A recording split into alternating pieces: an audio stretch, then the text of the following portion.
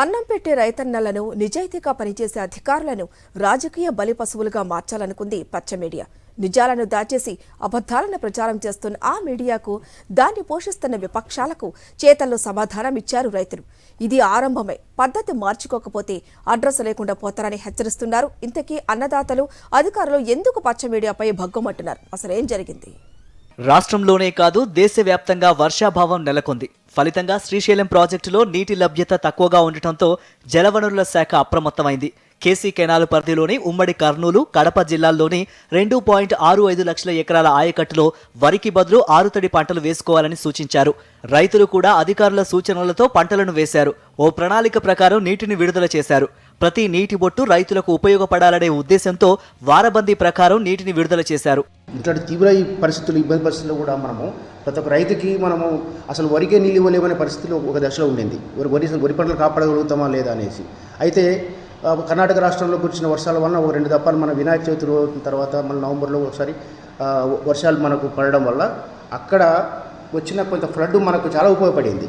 దానివల్ల మనకు వరి పంట మొత్తం కూడా క్లియర్గా సక్సెస్ఫుల్గా ఇవ్వడం జరిగింది. ఈ ఏడాది సరిగ్గా వర్షాలు లేకపోవడంతో ఖరీఫ్లో 97,000 ఎకరాల్లోనే పంటలు సాగు చేశారు. అయితే సీఎం జగన్ ముందు చూపు, అధికారుల కృషితో రైతులు 2 పంటలు వేసుకుని మంచి రాబడిని అందుకోవడం విశేషం.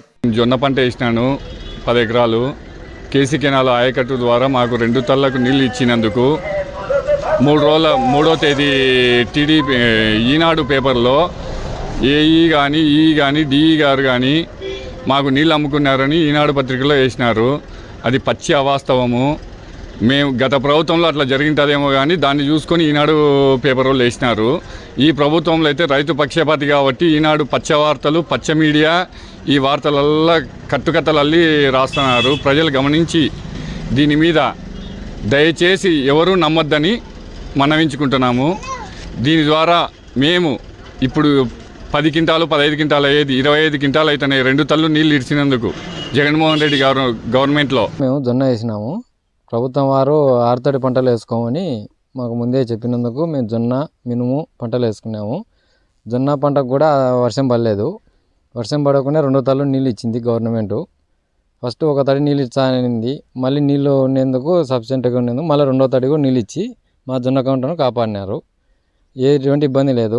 దీంట్లో ఎవరికి ఏ విధమైన డబ్బులు ఇవ్వలేదు. అధికారులకు కానీ ఎవరికి ప్రజాప్రతినిధులకు కానీ ఎవరికి ఏ డబ్బులు ఇవ్వలేదు. నీళ్లు లేకపోతే రాదు సార్ మిరప పంట. నీళ్లు బాగానే అబ్బినాయి, ఏం ఇబ్బందికరం లేదు.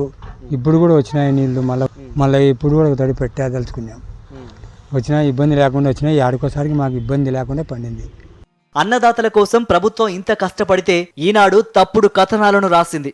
రైతుల నుంచి డబ్బులు వసూలు చేసిన అధికారులంటూ ఇరిగేషన్ శాఖపై ఆరోపణలు చేసింది. తెలిసి మేము డబ్బులు అడిగింటే ఒకవేళ ఎక్కడైనా మేము కెనాల్ అంటే తిరిగి రాత్రింబౌలు కూడా తిరుగుతున్నాము. మేము తెల్లవారుజామున 4 గంటలు లేసి కూడా పోయి వాటర్ రెగ్యులేషన్ చేసినాం. ఇప్పుడు ఇంతకుముందు గతంలో అధికారులు ఇలా చేయలేదు సార్. మీరు వచ్చాక ఈ టీం మాకు బాగా చేస్తున్నారని ఎక్కడ చూసినా తెలుగుదేశం రైతులు ఉంటారు, కాంగ్రెస్ రైతులు ఉంటారు, అన్ని రకాల పార్టీల రైతులు కూడా ఈ విధంగా చెప్పడం జరిగింది. కొంతమంది ఏమంటారు, కాంగ్రెస్ వాళ్ళకే నీళ్ళు ఇచ్చారంట. కాంగ్రెస్కి సపరేట్ తూములు ఉండవు. తూములు అందరూ ఆ తూములో ఏదైతే మన స్లూస్ ఉన్నాయో ప్రతి ఒక్క రైతు కట్టుకుంటారు.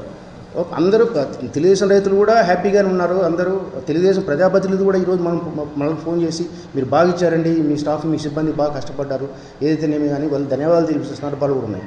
ఈనాడు తప్పుడు కథనాలపై ఆగ్రహం వ్యక్తం చేస్తూ రైతన్నలు ఆ పత్రికలను మంటల్లో వేసి నిరసన తెలిపారు. వేసవిలో నీటి ఎద్దడి రాకుండా ముందస్తుగా కుంటలను నింపుకునేందుకు కేసీ కెనాల్ కి అధికారులు నీటిని వదలడంతో రైతన్నలు సంతోషంగా ఉన్నారు.